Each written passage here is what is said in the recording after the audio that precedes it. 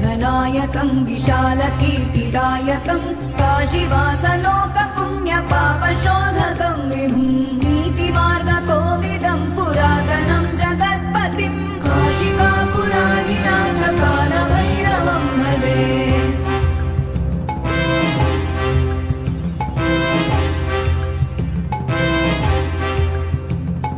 कालभैरवाष्टकं पठन्ति ये मनोहरं